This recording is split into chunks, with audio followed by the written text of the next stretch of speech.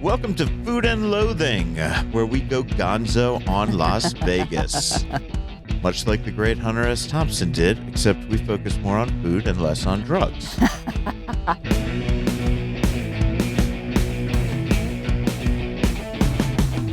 Not to say we don't share a good drug story when we have one. When I have one, yeah. Actually, I'm really the only one who does that for the most part. I'm your host, Al Mancini, accompanied by your other host, Gemini Stevens, who is joining me in person for the first time in a long time. So it is a happy day here in Las Vegas. Gemini, you're out and about on the road. You're telling me your new travel plans. I don't know. You're just leaving me here by myself in Las Vegas, holding down the fort, baby. Yeah, that's fair. That's fair. I'm excited, though. I'll have some really fun stuff to share back. Yeah, we're going to get you on the, I need somebody to banter with. So we're going to have you from wherever you are in Europe. Once you go away, we're going to have you in here at least every couple weeks, giving me somebody to play off I of will here. be prepared. Meanwhile, I got to start doing some auditions for people. Right.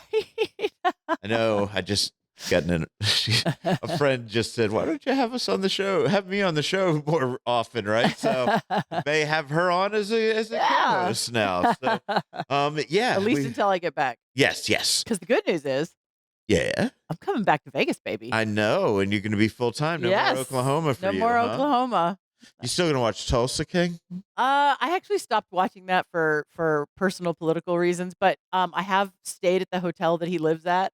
I have spent some time up there, so yeah, we've had a lot of fun. So. Oh man, yeah, I like Tulsa King, but I think it's so ridiculous. It's funny. It's stupid, right? Well, this is the thing I feel about Taylor Sheridan, right? Like, he clearly, I mean, I'm just going to guess because I don't know. Yeah. He clearly doesn't know anything about the mob. It appears, right? Not at all. And then I watched the oil thing, and I don't know if he knows anything about the oil industry in that one either, but I'm guessing maybe he doesn't, right. You know? And then when he's got, like, women undercover agent assassins, right. I'm guessing he knows nothing about that world, but he writes a good fucking show about worlds he knows nothing about. It is one of my favorites to watch only because the ridiculousness makes it so much fun, even if the rest of it is so far outside of reality. Yeah.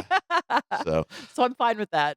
Okay. So, I don't know why I'm talking fucking TV, but, you know, when the world is like it is, exactly. You just lock yourself in your house and watch fucking television. Or listen to podcasts. Yes, listen to more podcasts, people. And we have a great one for you today. It's all centering around a nice long interview with Chef Michael Rubinstein. Michael Rubinstein, I believe. I'm sorry, Chef. You're going to have to correct me if I got that wrong. Of Sartiano's Steakhouse and Zero Bond in Wynn, Las Vegas. Man, I got a chance to go in there and take a look. At the photos look amazing. How beautiful, man. Just how absolutely gorgeous.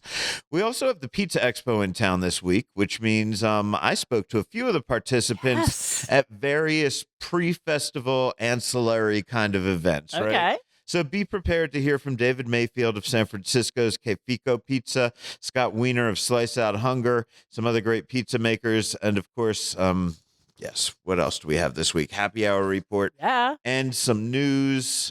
Before we do that, we feel like the most honest way to reflect on how we enjoy the local food scene is to tell you about some of the more interesting places we dine. Absolutely. Sometimes that means media events. Other times it means takeout for a stone night in front of the TV. Just like Forrest Gump's box, you never know what you're going to get. So bite me. I do know I would like to start this week with Gemini because I've been following your social media feeds. There we go. Sorry, I had a little stutter there. The AI in my head just glitched for a second. So you've been hitting some great spots. Every time I look online, you're done somewhere good. So where you been recently? It's been a really great. It's only been a few days that we've been back, but it's been really, really fun. So we got back on Friday afternoon. We dropped stuff off at the house, got the dog outside to do her thing. She's got an outdoor here, so we don't have to worry about taking her for a walk. She can run out in the backyard, do whatever she likes. So dropped her off and we immediately said, we just want to go downtown. We're not going to advertise it and like say, hey, we're here, come visit. We just wanted to wander and take a chill pill. Man. You're so busy. And then you come back to town. We needed to wander and take a chill pill. Man. Yeah. So you're not a tourist attraction. I can see why people would want to, and I love that. Thank to you. visit you. Yeah, and I want to visit people. And sometimes it's easier just to say, hey, this is where we're going to go. But we just wanted to just do our own thing. So first we went to Ada's because John hadn't been to the new one yet. Okay. And so we sat at the bar. We had a toast with Kat and Jen. And then we each had, I think he had the college students, beer in a paper bag special that they have. Okay. It ended up being Ham's. Perfectly good lager. Go for it. I had a wonderful rosé that they had. I forget the name because it wasn't the one on the menu. They were out of that one. But we sat and we enjoyed the lemon pepper ribs. I know you've tried those Yeah. when we had our dinner there. And for those who still don't know, they're really largely cut pork ribs. They've got a beautiful lemon pepper dry rub on them. They were so tender, coming right off the bone, lots and lots of meat. It comes with a side of house-made buffalo sauce, which I really enjoyed. It wasn't overly spicy, but it had those great depths of flavor and the butter that goes into it. And then it came with what the menu said it was a ranch like whipped cream kind of whipped crema cream cheese Okay. thing. I found it to be more chive than ranch. I Mhm. expect different spices out of ranch, but still lovely freaking combination. The buffalo does take over a little bit if you want the lemon pepper. The crema highlights the lemon pepper. So Mhm. just mix and match your bites and it's perfect. It's fan fucking tastic. Cool. Then we walked over to Main Street Provisions. We got to hug Kim. I hadn't seen her in a while. Got to talk to Ellie about all of her plans because Mhm. she's going to be moving soon to do her Hell's Kitchen in Foxwoods Connecticut, in yeah. Connecticut. She's Yep. heading out there. Chef Ellie Parker leaving. Yeah. How long she have it? Main Street Provisions. Only like a month or so because then she's got like a month of prep before she moves. Mm, So shit. I know. We were talking about moving cross country and all of that kind of stuff. So, but Kim brought out something called a crab gratin appetizer that they have, and it's basically this beautiful, decadent crab meat and cheesy dip thing that they do. Mhm. Thankfully, the dish is relatively small, but for two of us with the Christini, it was more than enough because of the richness. Right. But definitely go get that. I had that with a really crisp glass of white wine that they had recommended. Just sat at the bar again, super chill, absolutely fantastic. So Awesome. loved popping my head in. That was a new dish So to me. basically a greatest hits tour of Yeah. the Arts District. Ada's and Main Yeah, Street but the crab Provisions. gratin was a new dish to me, so I Yeah. was super happy. The next day was Saturday. We were wandering around. We live near Boca Park, so we were wandering around getting some errands done. We popped into Nevada Brew Works, that's now open over there. The 99 Ranch Market is now over there, so we kind of wandered through there first. Went just down to the corner of the building to Nevada Brew Works. Sat at the bar, super chill. John got a house salad. To me, it was a little anemic for what they're charging. Mhm. It was really fresh. I'll give him that. And he liked the vinaigrette. I got the green chili burger because I was really feeling a burger. And it's two patties, it's cheese. The green chilies have great spice to them. Fantastic, like spicy chipotle aioli to come with it. And you have your choice of like onion ring salad or fries. I got the onion rings. Really, really great lunch. Not expensive overall. And I had one drink, and I think he had maybe a flight of beers. You Okay. get 4 5-ounce pours for I think like $8 or $9. They Okay. always have a charity beer on tap, so I thought that was really cool. So we had a lager, we had a blonde ale, we had a rye IPA, which was I think it's called Ariana Rye IPA. That's the charity beer, at least currently. And then we also had another one that I can't recall off the top of my head, but all of them were really tasty, fresh. Remind people where Nevada Brew Nevada Works. Brew Works, this location, because there is one downtown, is in Boca Park.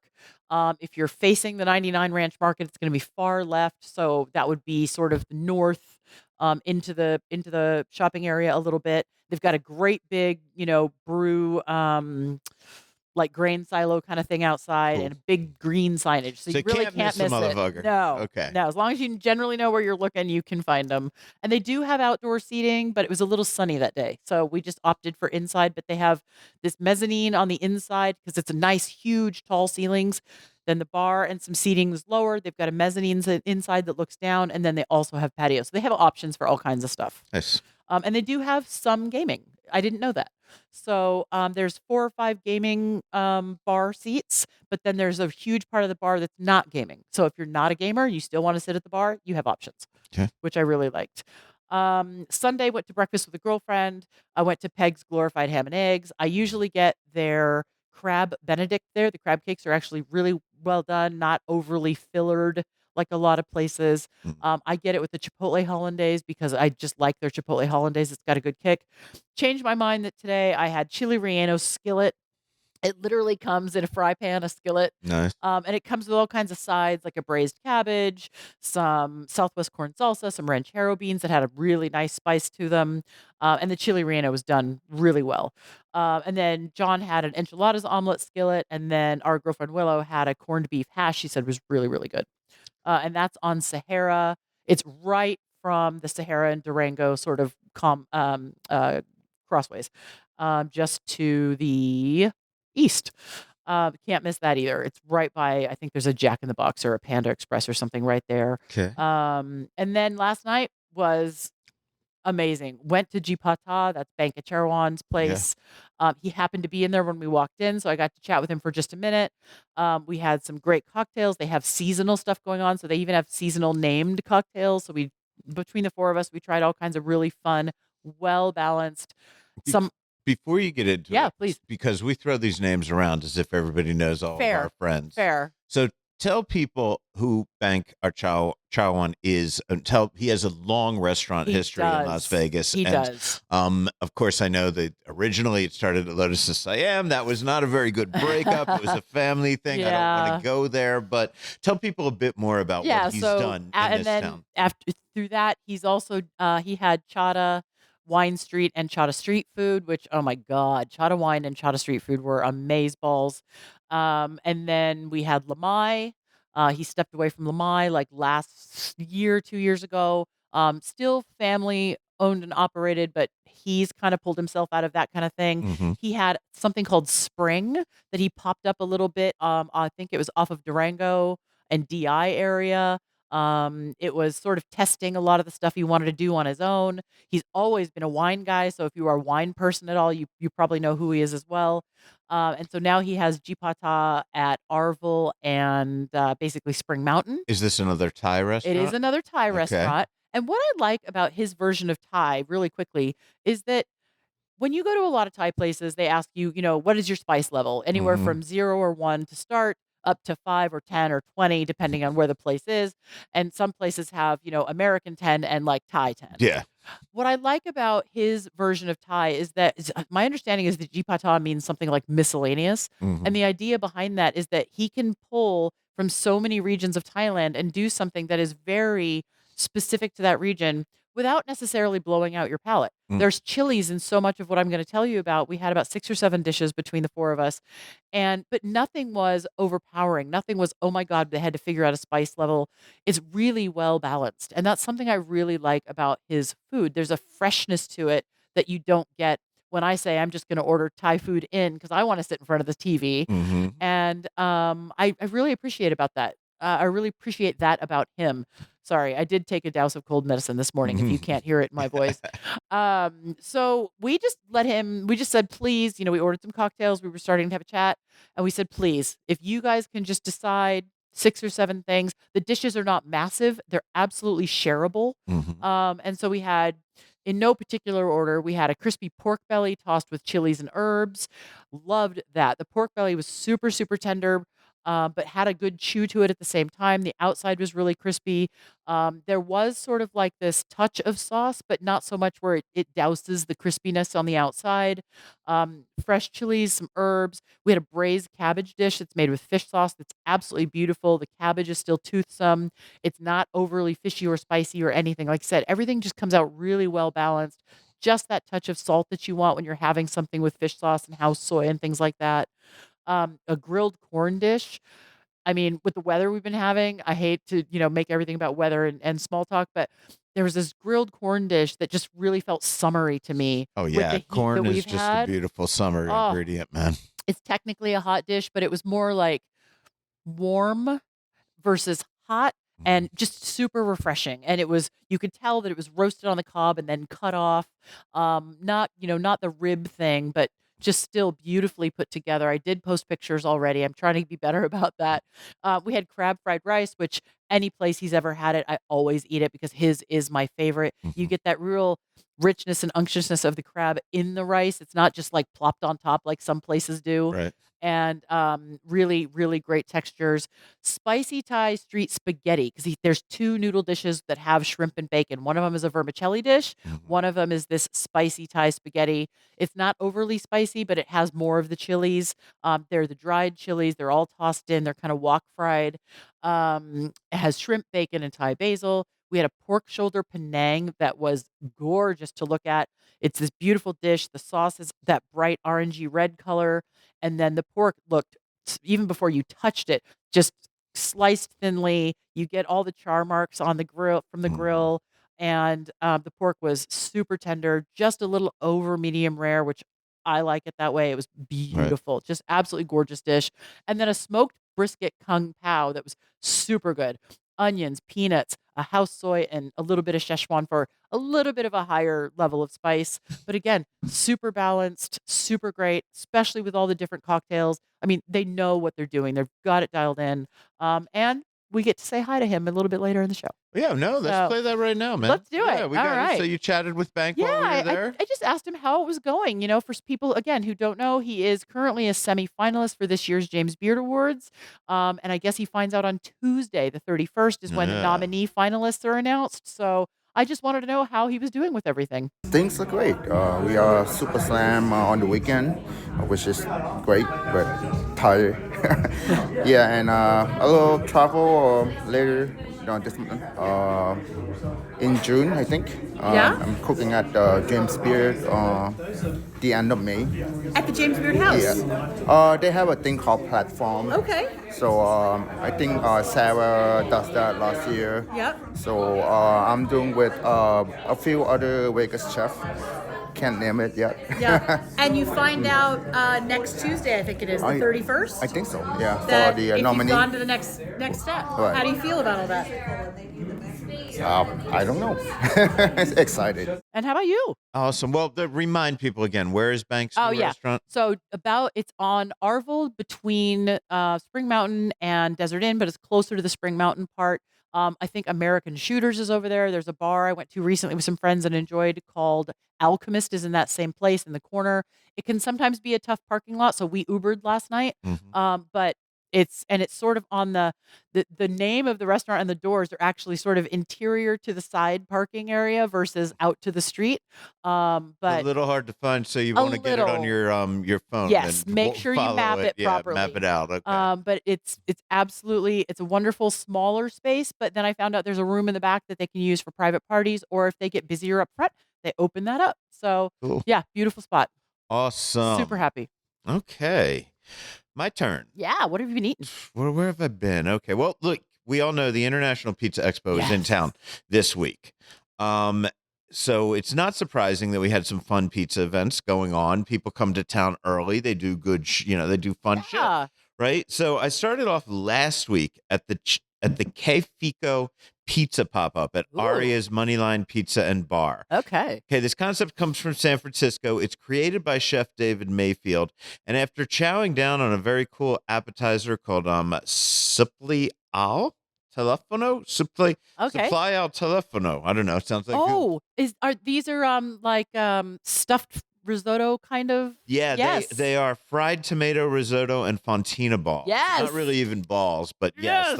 so really fucking good. And then I had a great slice of broccoli Rob white pie. That was really, Ooh. really good.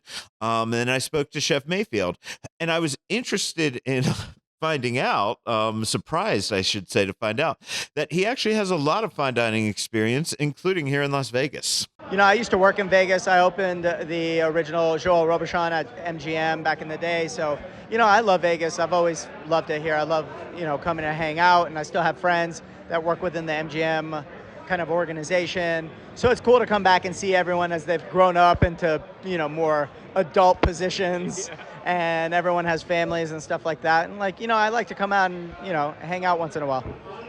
Okay, you got me with Robuchon. Yeah. So how's the transition from doing Robuchon food to doing pizza? Yeah, it's kind of crazy, right? So, I worked for Joel Robuchon. I worked at 11 Madison Park for a bunch of years. I worked at Mirazur in the south of France and for Ferran and Albert Adria and all of these different things, right? Like going and staging around the world at 2 and 3 Michelin star restaurants. And, at some point I was living in New York, working at 11 Madison Park, noticing that every time I was off, I would go eat at Roberta's or go eat at Franny's or go eat at one of those restaurants. And, as I spent time in Europe traveling around, I think, I kept going back to the same trattorias and the same, bistros as the places that I found comfort and enjoyment. And so when I decided to open a restaurant, I went off on my own to start working on Cape Fico in 2014. And finally, we opened in 2018. I wanted to open a restaurant where I would see the regulars every week and see people from around the neighborhood. And cooking food, rather than that just looked beautiful, food that I saw come up, and I'm like, man, I want to eat that, right? And so that's really the reason why I end up going that route. So tell people what Chef Fico's pizza is all about. Yeah, so Cape Fico's pizza is all about the natural fermentation. It's all about making sure that, it feels good in your gut after you eat it, and it's also delicious, and it's got beautiful texture. We use local grains, whole wheat grains from up and down the West Coast, from Oregon and Washington down to Utah. We use only the highest level ingredients, Sicilian extra virgin olive oil, beautiful tomatoes that are grown in California, some of the best cheese in the world, the Parmigiano Reggiano and the Pecorino Romano. Like we use, whole blocks that get graded every single day. And all of that really are the sum of its parts creates something that's like really special and epic, right? Like everyone has a benchmark for their favorite pizza. But to me, it's all about creating a style that's unique to us. It's the Cape Fico style, right? Which is, in a way, like the dough is more similar to a San Francisco bread, like a naturally leavened sourdough bread, than it is a pizza because of the process that it goes through. And so that's our style, and that's, how we like to do it. Okay, so you know Vegas well. You clearly have connections with the people at MGM. Any chance we can get you guys out here full time? Yeah, well, from your lips to God's ears. Like, we would love to do that. I would do it in a heartbeat. I would love to have a Vegas restaurant. So it's just all about, place and time and the right thing happening at the right time. But when it does, trust me, I'll be out here with bells on. Shortly after the pizza, I headed over to Pop's Pride of Philly Steaks. They've reopened their indoor kitchen and their outdoor patio space after closing for renovations. Past few months, if you went over to Pop's, you could always get the cheesesteak. They're still 24/7, but it's been out of a truck in their parking lot. And so they decided to give a total once over. Have I mentioned how great those cheesesteaks are? Oh, I remember when we recorded there, and now I'm craving a cheesesteak. I might have to run over there. They were so fucking good. I mean, I grew up outside of Philadelphia. This is one of the best 3 places in town for a Philly cheesesteak by far. So while I was waiting for some steaks to take home to Sue, I spoke to Christina Walton, the owner, second generation owner, about the reboot of the space. Well, it's a newly refreshed building and space, but it's the same customer service and it's the same cheesesteaks that people have loved since 2002. So what was in the refreshing process? The refreshing process. So we have an updated patio space. So we've updated our infamous Benjamin Franklin mural. We've added more seating to welcome guests. We updated the flooring. We enclosed the space a bit to just give it a bit more of a warmth to it. And eliminate some of that noise that you hear. And then we've updated our signage. So you'll see Pride of Philly Steaks and a bit more of our programming and branding going forward. And that's really just to honor my late father, who started P.O.P.S back in 2002. So you said it's a bit more enclosed, but let people know this is still an outside. You come, you hang out late night if you want, any time of day, right? Yes, that's right. We're still 24/7, 365. Friday night was one of those nights where, part of you wants to do something super cool. And then the other part remembers how old you are and wants to keep it casual and close to home. You know me so well. Right? So, well, that's me, baby. The answer to that, the Bar at Lilli. Oh. And the background on this is, anybody who listens to this podcast knows, I think Durango Social Club is one of the most exciting new restaurants to open. It's been great. Lots of cool residencies, lots of cool pop-ups, and their crown jewel of the fine dining end has been Lilli by Tyler Vorse. Yep. And it's a fine dining tasting menu only experience 3 nights a week that you can get over there. And you go online. We've written about this. We've talked about it. I'm not going to, go into it. I love it. It's fantastic, but I don't always want to go out for a tasting menu. Right. Especially on a Friday night, right? Like when I'm just like, oh man, fuck this shit. So we went over because he just started what he's calling the Bar at Lilli. Okay. And that's the side area of the bar, not right in front of the chefs cooking, but you can still see them. Sidebar area, it's walk in, don't need a reservation, and it's an a la carte menu. Love it. 3 savory dishes, 1 sweet dish. Savory dishes were $15, and $20. Okay. So we had all 3 of them. We also had the brown bread. He was making brown bread, which I guess this is maybe some kind of I think, where's he from? New England, maybe? That sounds about right. Yeah, and I think it's a New England thing. It comes in cans usually. Yeah, I've had it, Right? actually. You've had this? Okay, so I was like, what the That's fuck? exactly what I was picturing in my head. So this bread comes to the table, and the bread's fantastic, but then with the butter that comes to the table, which he's got cumin and I don't know, all kinds of spices in this. I'm not going to give you the recipe, but it's a fucking serious butter. Yeah. I got to tell you, between the texture of this bread, the flavor, which is a rich flavor of this bread, Yeah. and then this beautiful butter that was clearly made exactly to accent it. My God. You had contrasting flavors. You had contrasting textures. You had a beautiful, deep, rich dish. If somebody had put this bread and butter on a motherfucking toothpick and handed it to me at a fine dining, party, I would have been like, oh my God, what is this? And they would have said bread and butter. Yeah. Right? So the bread and butter, Wow. at least the night I was there, it was a motherfucking knock. I am a slut for some good butter, and we don't slut shame on this show, so I'm just saying, give it to me. Right. Also did some fish and chips, which were definitely a kind of a very avant-garde presentation of fish and chips. Okay. Little tiny balls were the fish, and then everything else, little black cod, brandade is what they call it, and then with some black garlic mayo, and then some other sauces and blah, blah, blah. It was really, really fucking good. I would say that what surprised me was that when you dig into the black cod, when you took a bite, it was a deep, rich fish flavor, more so than I've ever had in fish and chips that are made with cod. Cod's a very kind of, hey man, we're here, we're a fish, we're not too offensive, everybody's gonna like us kind of fish. Yeah. And it's beautiful, and when it's done right, it's absolutely fantastic. But I didn't get to speak to Chef Tyler about this, but if I was going to guess, I would say he fucking boiled down that stock. I was going to say, I have to know. Bones and those whatever, because when you take a bite of this, you're eating a seafood dish, right? And I say that in the most beautiful way. I know some people will go, oh, it's fishy when somebody takes like the real true essence of what a seafood is supposed to taste like. And we all have this, if you grew up middle class like me, it was like, oh, if fish smells like fish, then it's not good, right? Like that was just what we were all grown up in the 70s and the 80s. That's what they told us. And so this tastes like fish. And so I know a lot of people are going to go, oh man, that's too fishy for, no, it's fucking beautiful. It's all the flavors that you want in fish. So that was great. We did a Liberty duck confit barbouans. Have you ever had barbouans? I don't think I know that word. Yeah, just I get to learn something new today. I'm just going to say empanadas because it was really like a very empanada-like crust. Smaller, more ravioli sized with this beautiful duck confit in there. Some midnight moon mousse, which I don't even know what that is. So that dish was also great.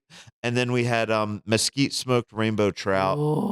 I'll tell you, the curing on that fish was really what was great. This was the most beautiful dish to take a picture of. There was horseradish cream. There were little pile of breadcrumbs. There was a little tiny bit of, I think, broccoli rabe even on the plate. And it looked great. But the truth is, I didn't want anything but the fish because the fish was just so beautifully, oh my God. Whatever, cured. So that was great. So that's me and Sue. So that's $15, and $20. So that's $50 worth of food, those 3 dishes. Okay. I don't think we paid for the bread. Maybe we did. So it might have been a little more. Sure. I'm really not sure.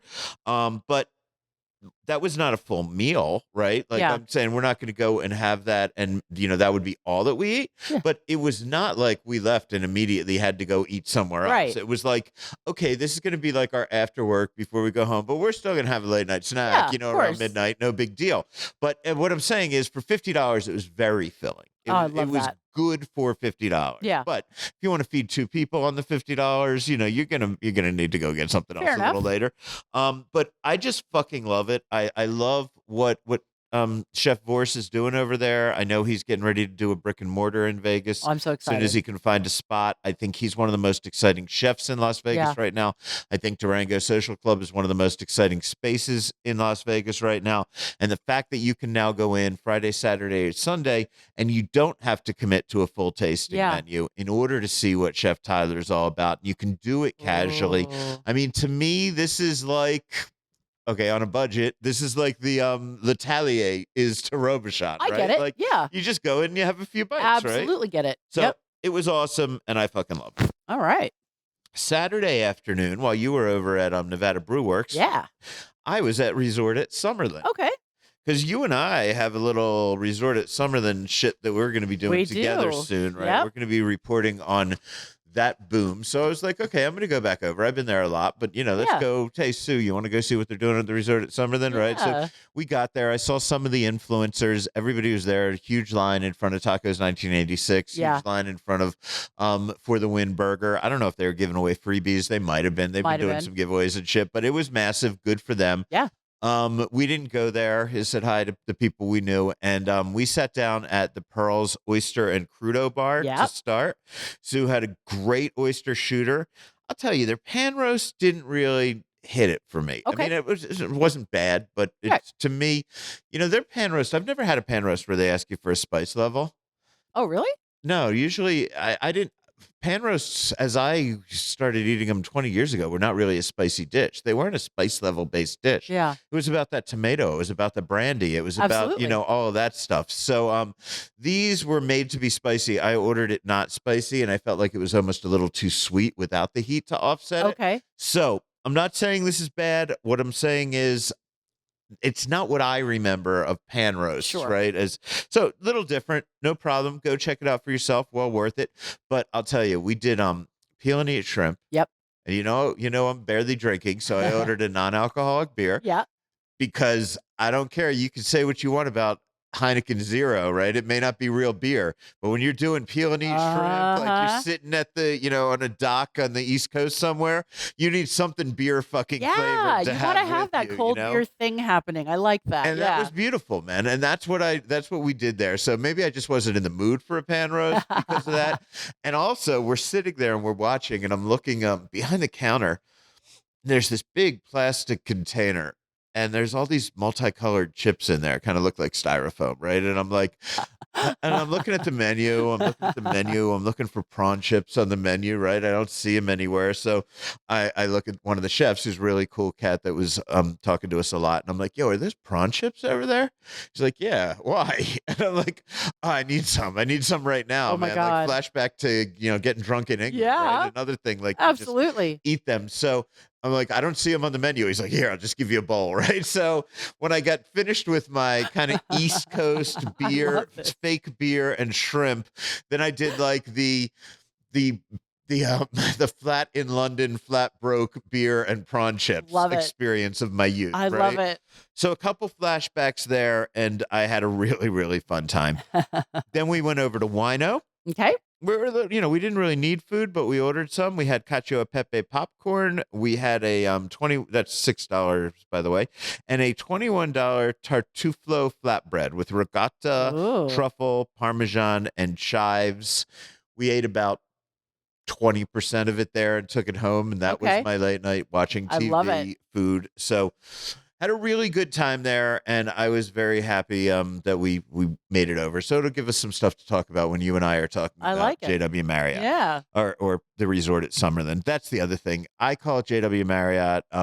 It used to be the Rampart Casino Yeah. / JW Marriott. It's now called the Resort at Summerlin.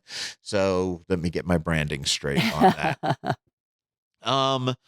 Okay, again, because we are in pizza season, the pizza party year festival expo, like Yep. the festivities always kick off with an unofficial party at Tony Gemignani's Pizza Rock Yep. in downtown Las Vegas on the Monday night before Pizza Expo starts on Tuesday. Right. And then about 3 or 4 years ago, Scott Weiner from Slice Out Hunger, which is an amazing organization, he said, like, why don't we do some kind of party where we can, get people that don't normally go to the Pizza Expo and let them really experience this. So they've now been doing this. This is what happens before they all go over to Tony's and get drunk. And I went over and I had a really good time. And who did we speak to? Well, let's start off. I spoke to Scott Weiner. So here he is, just talking about the whole event, why they do it, and what Slice Out Hunger is all about. Scott, how you doing today? I'm feeling great, but I'm feeling toasty because it is 900 degrees out here. I know. Have you ever had this problem of it being too warm when you do these? So it's funny, every year it's a different thing. One year, super windy. One year there was threat of rain, crazy Las Vegas rain. And then now we get direct sun and whatever. Who am I to complain? We're outside eating pizza. Absolutely, man. So tell people what this tailgate is all about. This is all about two main things. Number one, bringing the pizza community together. And that means people who are professional pizza makers and also the community of people who just love pizza. And then number two, it's all about honoring women who have made pizza history. So it's Women's History Month, March. And we use this as an opportunity to educate the public on women who have made a contribution to the pizza history that you have probably never heard about. So Rose Totino, that may be a familiar name because of Totino's, the frozen company, but they may not realize that when Pillsbury bought Totino's, Rose became the first vice president of Pillsbury. Big deal. Then there's Crocifisa Passalacqua. Do you know that name? Not at all. Because you're a normal person. Crocifisa Passalacqua is really the progenitor of the Detroit-style pizza. She gave her recipe for sfincione to her son-in-law, who then transformed it into today's Detroit-style pizza. Wow. Okay, so, and I know you have a lot of female pizza makers here as well. I know you're always big on the women in pizza movement and things like that. So I love that you're giving that kind of exposure. The other thing that I love that you guys do is you feed people. You feed hungry people. That's what Slice Out Hunger is all about. You do it, you know what? You tell people. Yeah, we've got a list of over 750 pizza partners across the country.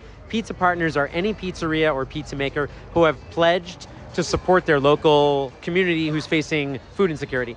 And the way that we do that is we purchase pizza from those pizza makers, independent restaurants, to be sent to shelters and soup kitchens. We do all that kind of stuff because we know that A, everybody deserves to eat, and B, pizza makes people happy. So why don't we help multiple things at the same time, help out those people who are facing food insecurity, help out those people who are independent restaurants who are struggling, and do it all with love. Do you know how much you raise at these events and how many people you're able to feed with that? So it's an interesting question because we use these events as kind of a thank you note to all of our pizza partners, and they get in for free. The public who buys tickets, it's $45 a ticket, so it's a low ticket.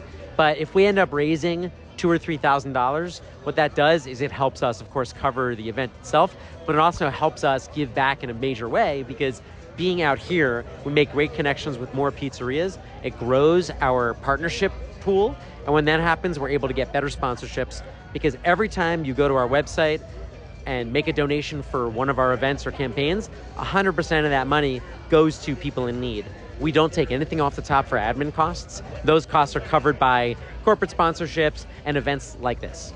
And I know when I see there's a natural disaster, when I see there's a man-made disaster, whatever may happen in our communities across the country, I go online, I usually give a little bit of money to Jose Andres, I usually give a little bit of money to Slice Out Hunger because you really do respond to those situations as well, right? Yeah, we have this campaign called Pizza Relief, and we're able to turn around in about 24 hours or less an entire campaign. And what that means is we have a template set up, so something happens, we get on the phone and we say, listen, this hurricane looks bad, we should be prepared. Hey, this hurricane looks like it's gonna be worse than we thought. Okay, let's launch this 6 hours from now. We got the template ready to go. We're just going to send out an email to everybody. They reply in a form, and that form populates our website so that anybody who follows us will go to our website and know who to support and know how we can send money. We also immediately send between $5,000 and $10,000 to an organization that's already on the ground helping people. So we have right now $10,000 allocated for disaster relief. So if something happens, within that 24 hours, we already send the money out, and then we fundraise after that. Cool. Well, thanks for having me out to the event again, man. It's always a great event. Oh, we're delighted to have you, and we're just like so happy to be a part of this Las Vegas pizza community. It is strong, and I'm from New York, and usually people from New York like to wag on and on about how we're the most important pizza city, and being out here is a good reminder that there is no place on earth that has to have bad pizza. You can have great pizza anywhere, and Las Vegas is one of these shining beacons that proves you don't need to have New York tap water to make something edible. And I had some great pizzas. There were a lot of collaborations, a lot of women in pizza stuff. And I bumped into John Arena. Now, I was not there doing a ton of interviews, but when you got John Arena, Oh my God. You can't skip you it. can't not talk to John Arena. I mean, so I said, John, what brings you out? Why do you like this? Blah, blah, blah. And here's a little bit of John. I love this event because it helps people that are dealing with food insecurity. It's an important cause, and it's something that we tend to forget about. It's not right in front of us, but it's always out there and it always needs attention. As we record this, the International Pizza Expo is kicking off probably like right now at this hour at the convention center. I'm honestly not sure if I'm going to make it over. Just giving the timelines and the timeline for where my deadlines are. Yeah. Like, unless we record a whole episode there and make a giant thing out of it, which can be fun. Yeah. But it just doesn't hit because I'm not going to get it, and then it'll be next week, and then everybody will be moving on to some other thing. So I'm not sure if I'm going. Are you going? It is possible. I talked about maybe going out tomorrow because I've got a little time. And I know there's some parties tomorrow evening, so I'm kind of looking at those things. But as we record this, tomorrow is also my husband's birthday, so he hasn't been to Vegas in a while. So we'll see. We'll see what happens. Okay. Well, I may not go, but our friend Leanne is going every year. Every year. I love it. And she's hardcore, and nobody is more like, if you want to trust somebody to get the details and get the dirt and get the lowdown on what's happening, man, nobody, there's nobody I trust more for that than Leanne, she'll get into it. She is very thorough. And so I think for next week, we're going to have her come on and give us the highlights. Cool. Now, if you have some highlights of your own, you and her could do it together or something next week. But, I love me some man. Yeah. Okay, so we're going to do that. And I don't think I'm going to do Expo this year. But never know. If you see me there, well, by the time you hear this, you'll have already seen me. So whoa, time travel. I'm losing my shit. I'm going to go do some acid and deal with this time travel thing. In the meantime, coming up, a happy hour report and the news. But first, I sat down with Chef Michael Rubinstein at Sartiano's Steakhouse in Wynn, and we have that full conversation. This is Food and Loathing.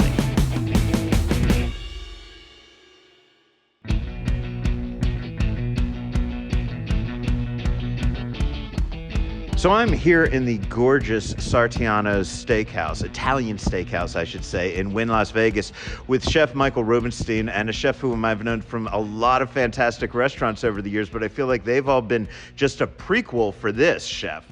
Yeah, I mean, this it's fantastic to see you again, first of all, and it feels a bit like a culmination. This is a really special project where I get to pull from a lot of different elements of my background and experience and put them all into play and make this sort of the restaurant I always wanted to work in, really. So let's start off. What is Sartiano's? Okay, so Sartiano's is the Las Vegas outpost of our sister restaurant in New York, Sartiano's. In New York, it is in the basement of the Mercer Hotel in Soho, on a really amazing corner of that neighborhood.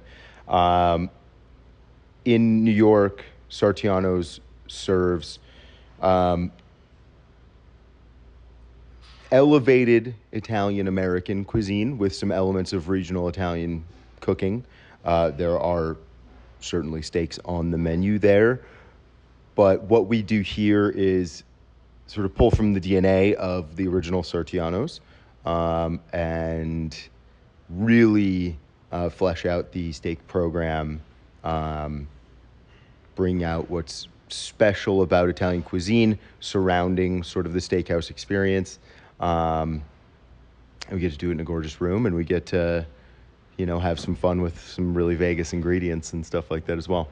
You're in a resort that has just about something for everybody, but it's very thought out when you enter, when Wynn opens something. I could tell it's a very thought out process.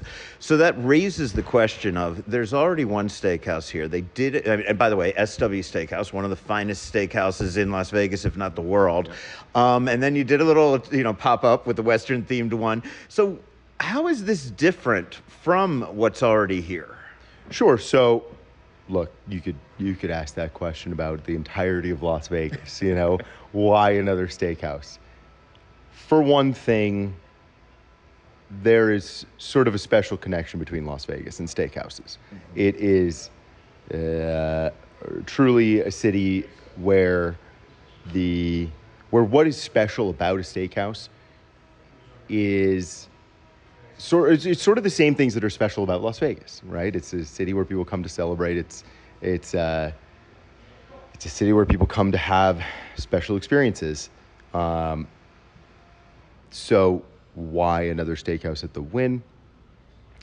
Well, look, I should say, Chef, I'm actually not really asking why another one, because another one makes sense. There are resorts here that have 4, 5, 6 steakhouses in them. And I guess the difference is why, if I'm a Wynn customer and I'm staying here, what differentiates this from SW so I can decide which of the two experiences I want?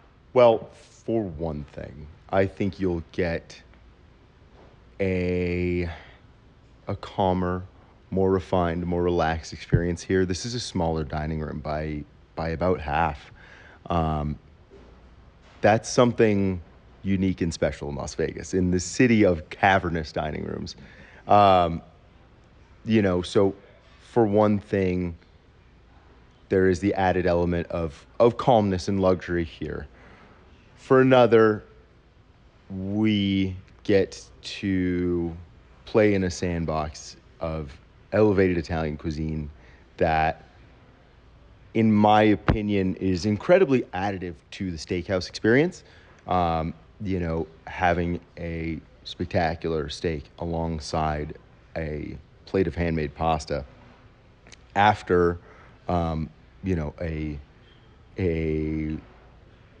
plate of oysters and a shellfish tower with like some really fun Italian sort of spins, alongside a bottle of Barolo. I mean, life doesn't get much better than that. I think the steakhouse experience almost perfected in a way. It's all of the elements that you would find at a majority of great steakhouses, with some really special extra stuff. So you talked a bit about how the steak balances out with the Italian and the Italian wines and the Italian pastas, and you're making me hungry already. You mentioned something earlier that the restaurant in New York was more of an Italian-American kind of restaurant with some touches of regional Italian. Sure. How would you define the menu here? Does it skew Italian-American or does it skew Italy-Italian? There's both, right?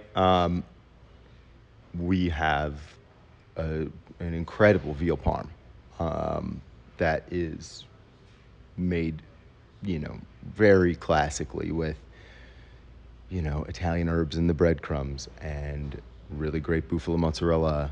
There are meatballs that, in my humble opinion, are some of the best meatballs in the world. I've been lucky enough to eat a lot of meatballs and make a lot of meatballs.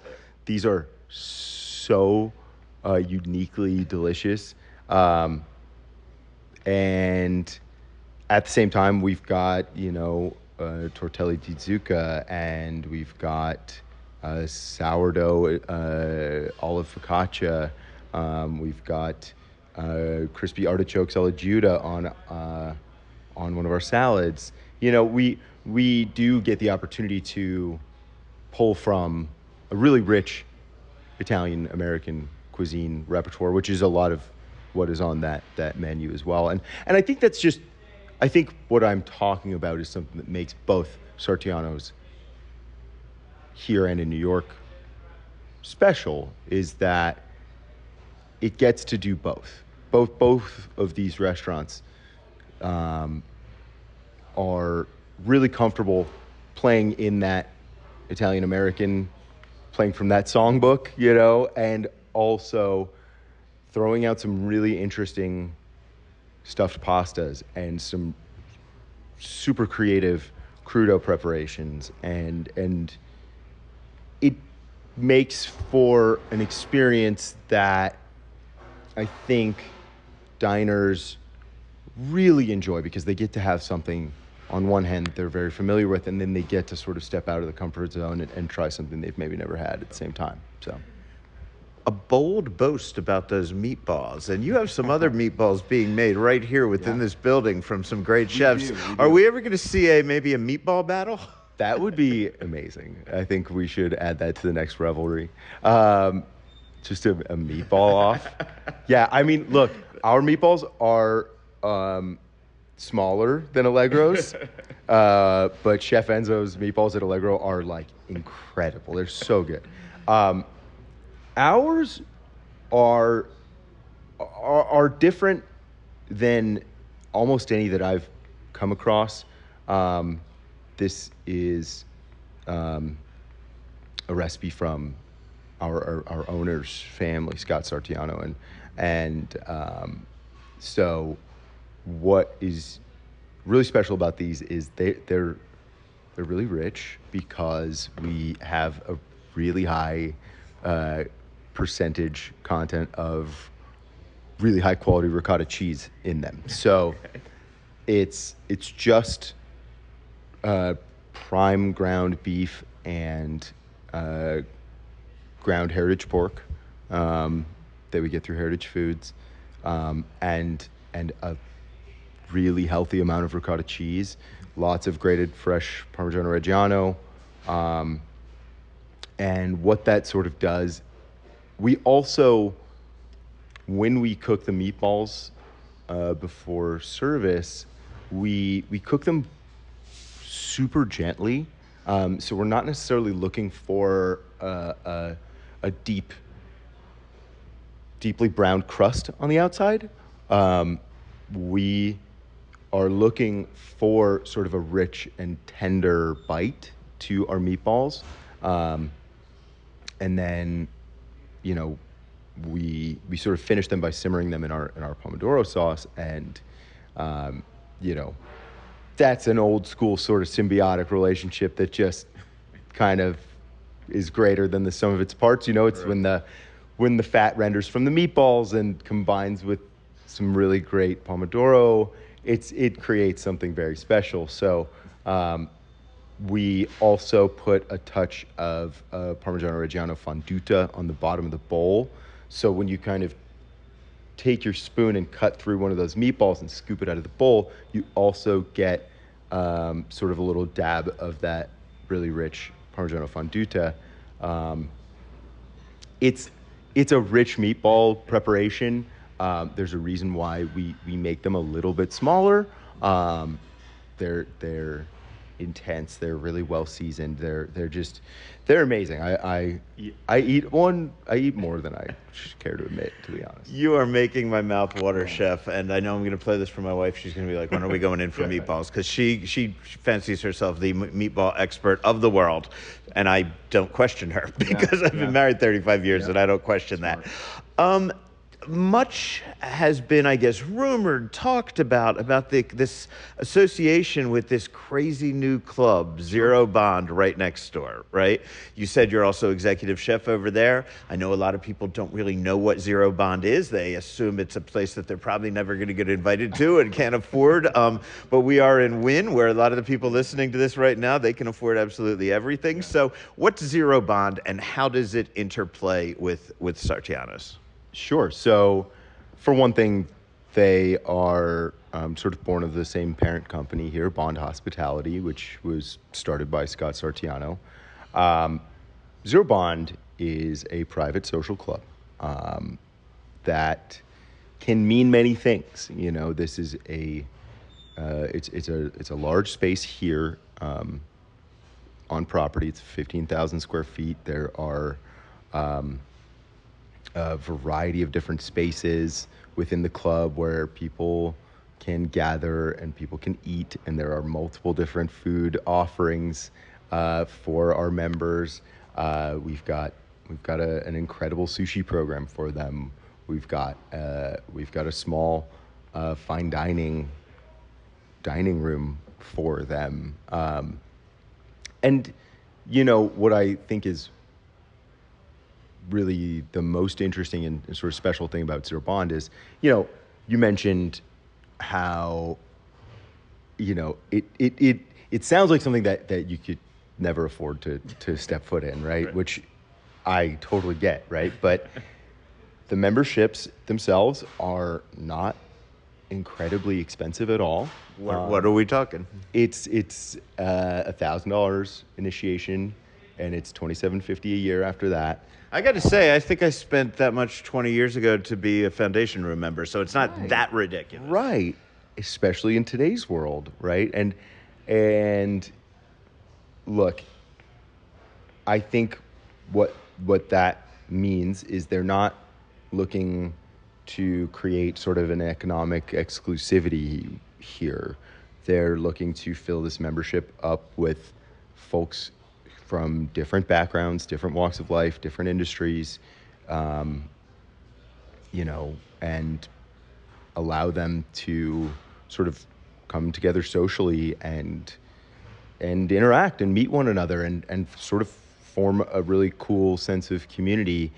A ton of our members are locals. There's a huge focus on local membership and driving that as we opened. And, I grew up here in Las Vegas, and I think that this town has developed its own unique and amazing culture, and we have sort of deserve a place where the unique and interesting folks can go and come together and do interesting things and have unique experiences in a really special place. And what they've done with the design of it is unbelievable. It's really phenomenal.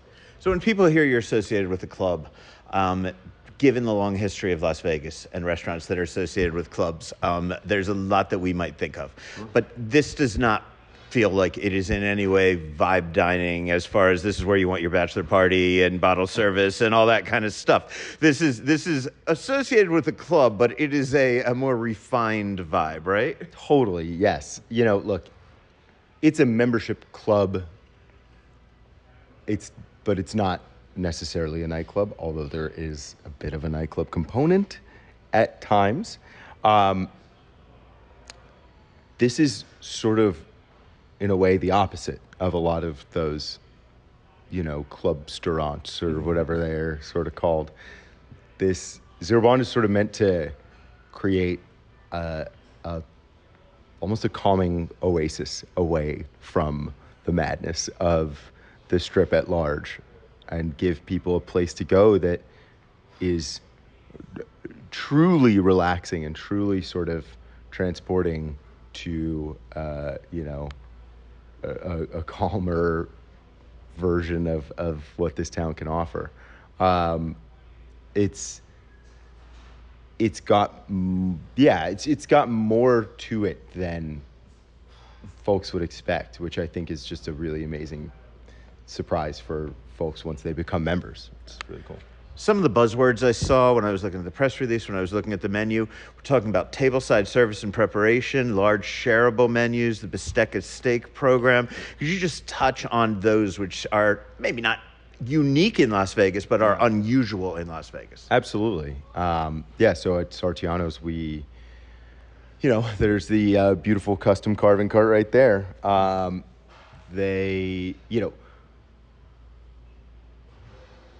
I would say in the last decade or so, there's, I guess, beyond the Bananas Foster at Golden Steer, which I still love very, very much.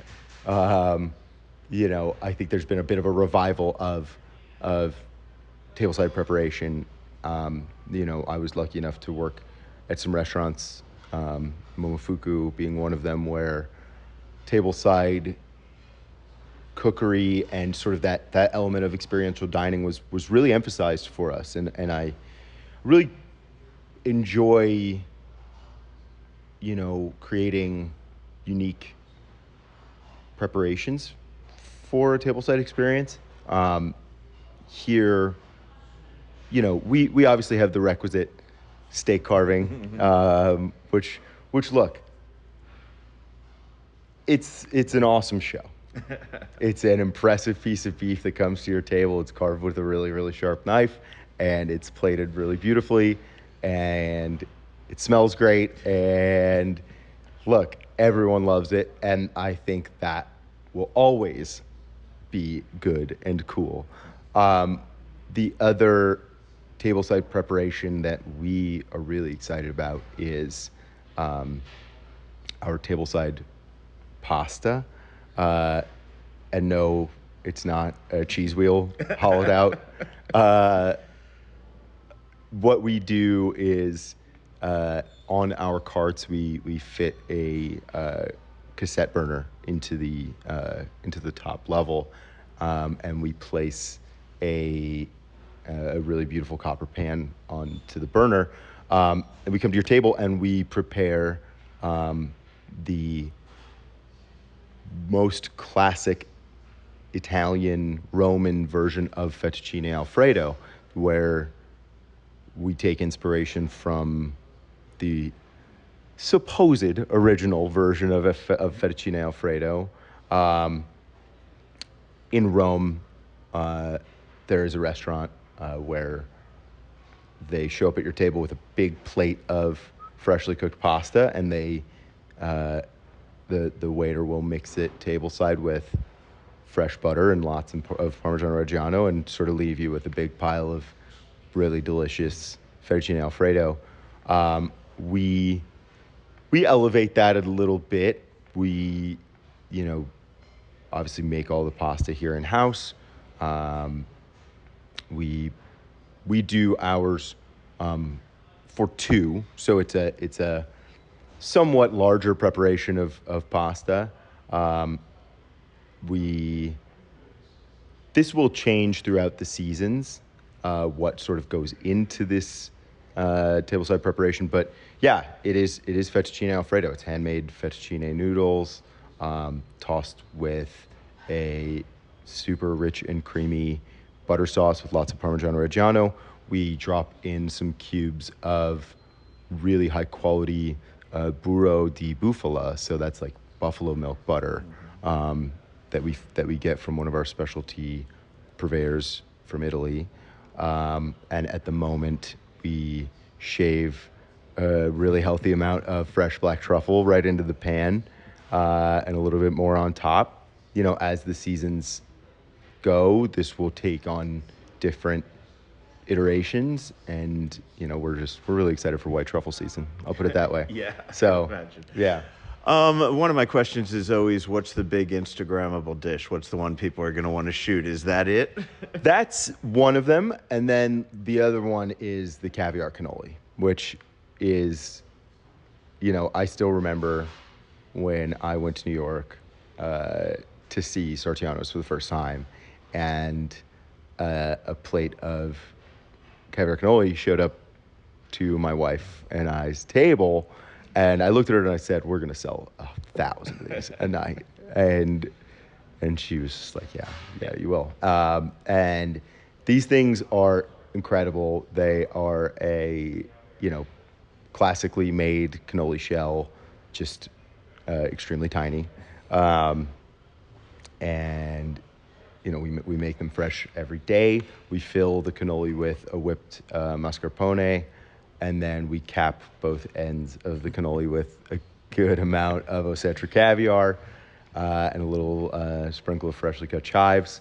They come out to your table on a polished gold tray, and they're just the best. They're perfect. Look, this is a town of caviar and truffles. Mm-hmm. I think we always want to find a fun way to present these things to our guests, and the caviar cannoli is just perfect for that. It's so good. We love it. So. Wynn has some awesome caviar presentations in its restaurants. I'd love to see a photo shoot of just all the Wynn caviar presentations next to each other. So we talked about that. It's a great photo. I should also mention that as beautiful as the inside of this restaurant is, you have one of the most amazing views.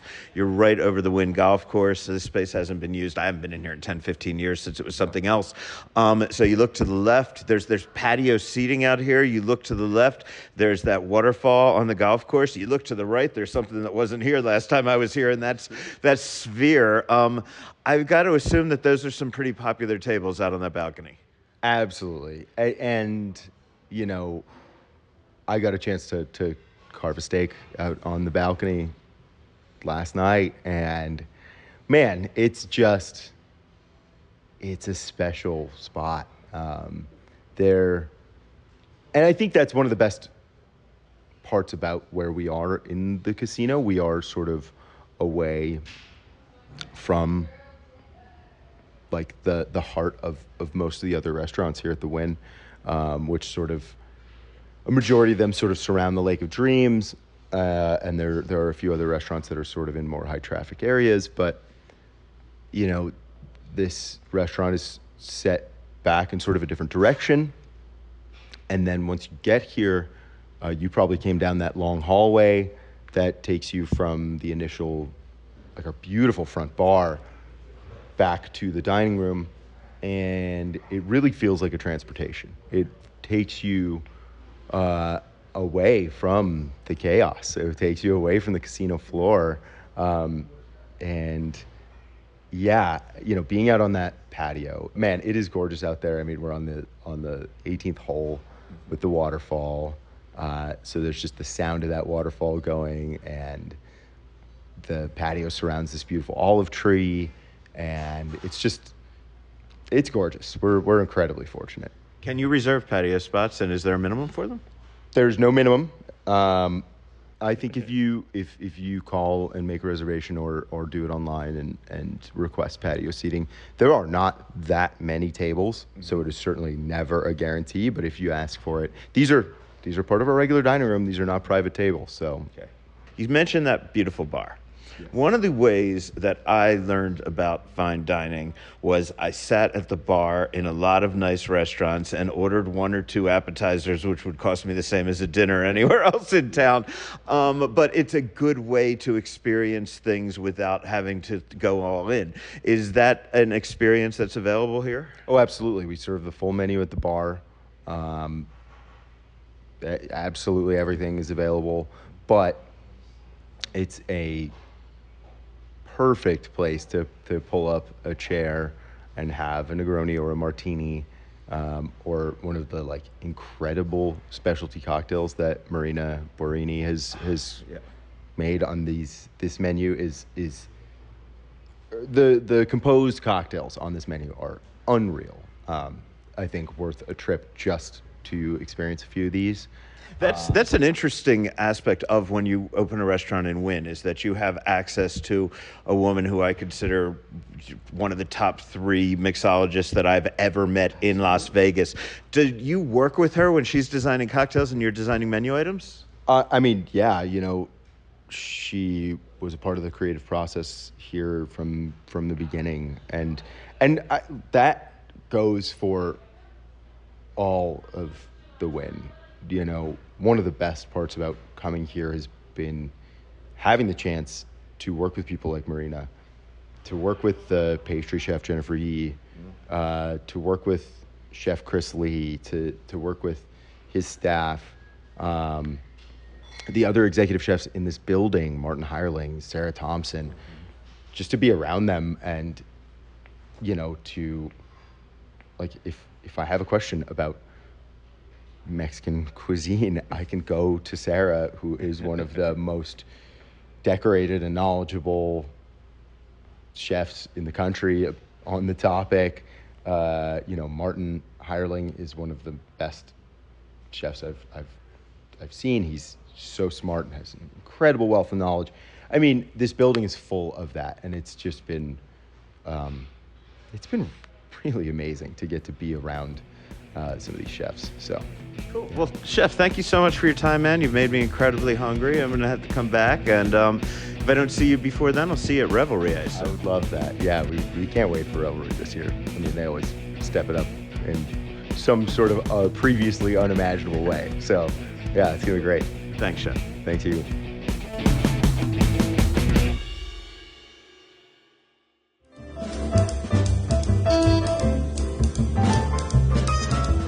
Man, thanks again to Chef Michael for that interview. And Sartiano's, that place looks so good. I am saving up to dine there.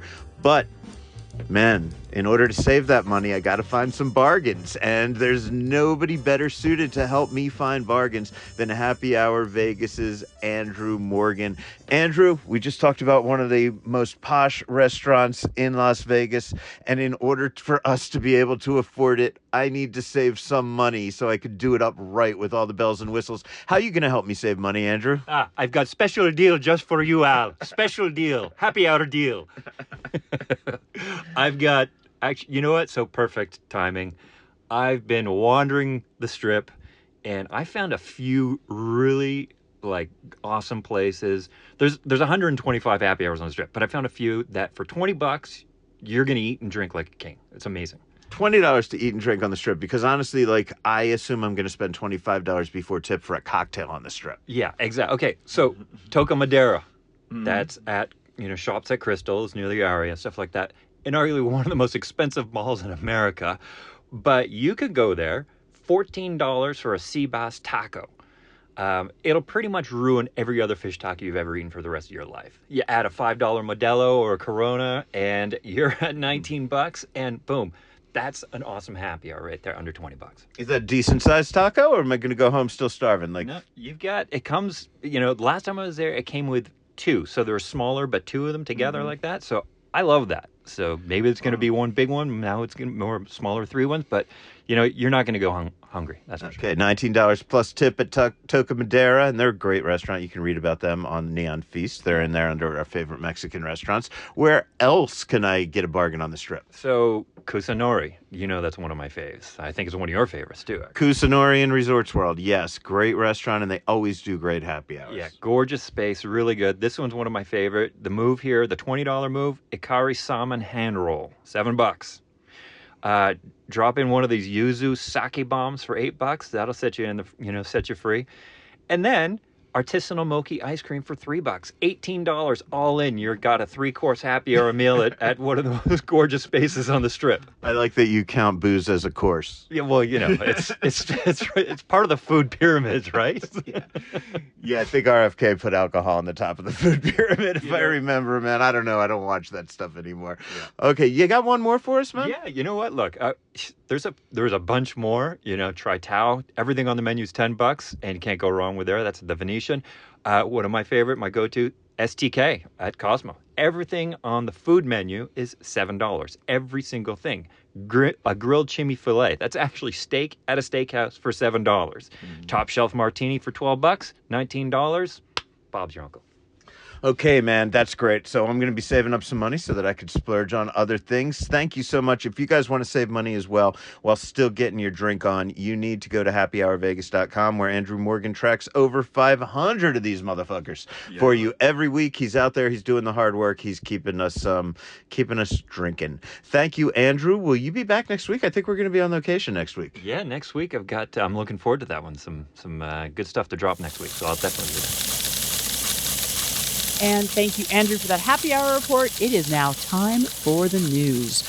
Let's shuffle things up a little bit this week. Yeah, we've been talking about this, right? You and I have had the conversation. I know Rob was on here last week. Yep. A lot of people are like, why don't we move things around? So we did a baby shuffle this week. Yeah, why not? I mean, just one of the things I love is that now that we have this really robust calendar going over at foodandloathing.vegas, I like bringing more of that into when we're talking about news, because it is news that we have these really cool events going on. These are, we've described it before. These are not the events that people put on their karaoke calendars and happen every week. These are things you're not going to find anywhere else. I look at some of those other calendars and I'm like, oh, do those people advertise with you? Because how's it an event calendar if it happens every day of the fucking week? Yeah. Right? And yes, I want to know. I'm glad people have those calendars, but I like that we offer just really cool experiences that they're usually one-offs. You're going to find really cool stuff you're not going to find anywhere else. No. So, and if today's your Friday, hopefully you listen to this first thing when you wake up. Hopefully you're in the shower or something right now listening to us. That's how I envision you all.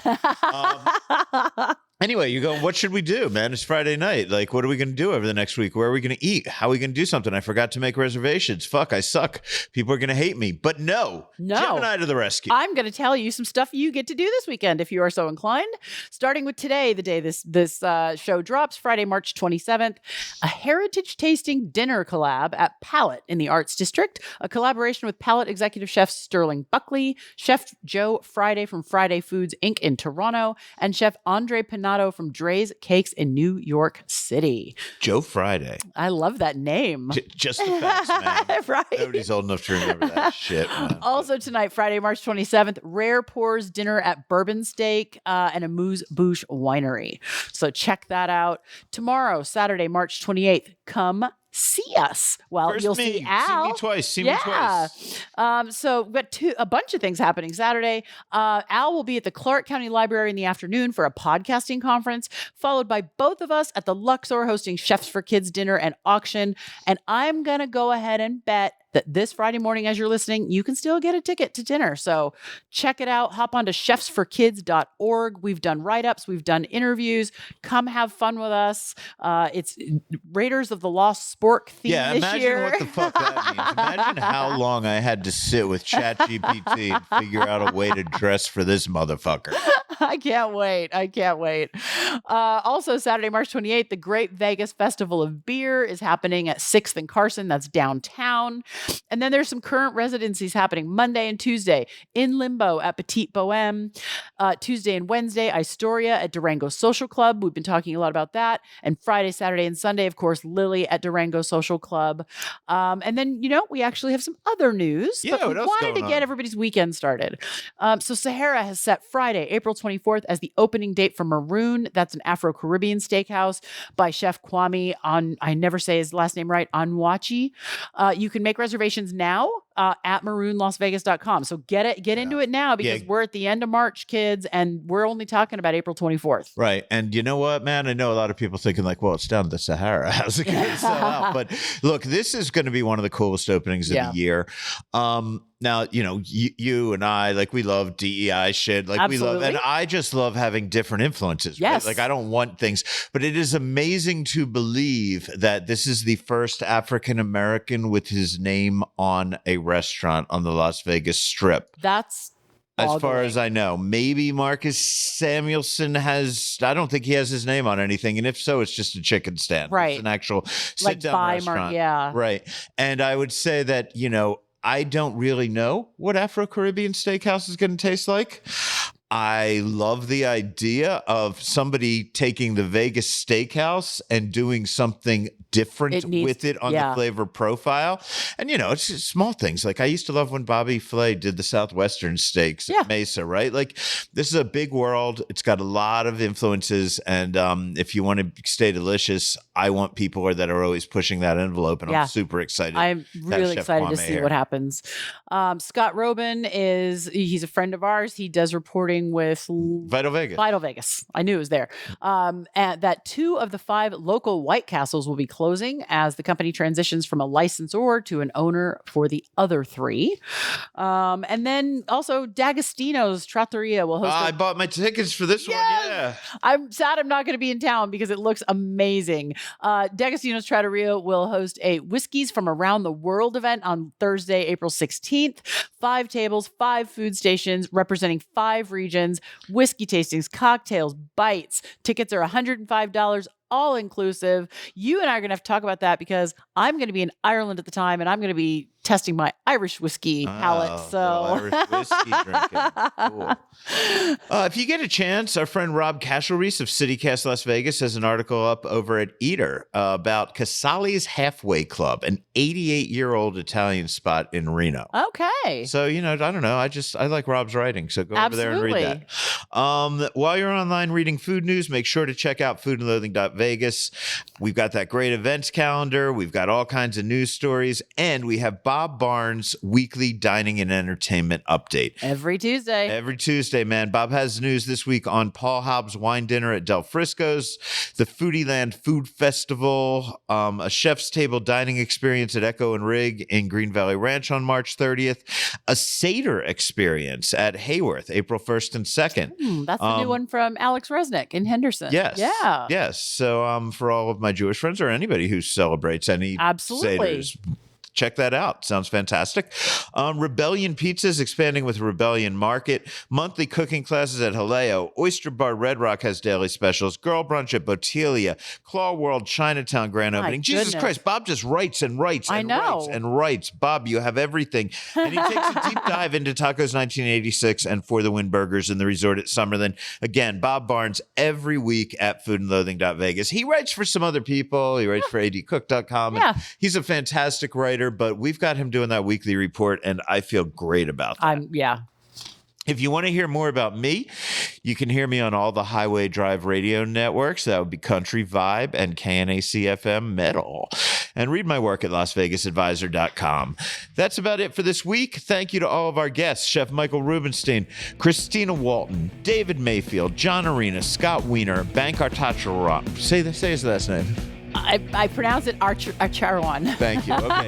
The We love you, Bank. And Happy Hour Vegas' Andrew Morgan. I'm Al Mancini with Gemini Stevens on behalf of Rich Johnson. Thank you all for listening. Stay hungry.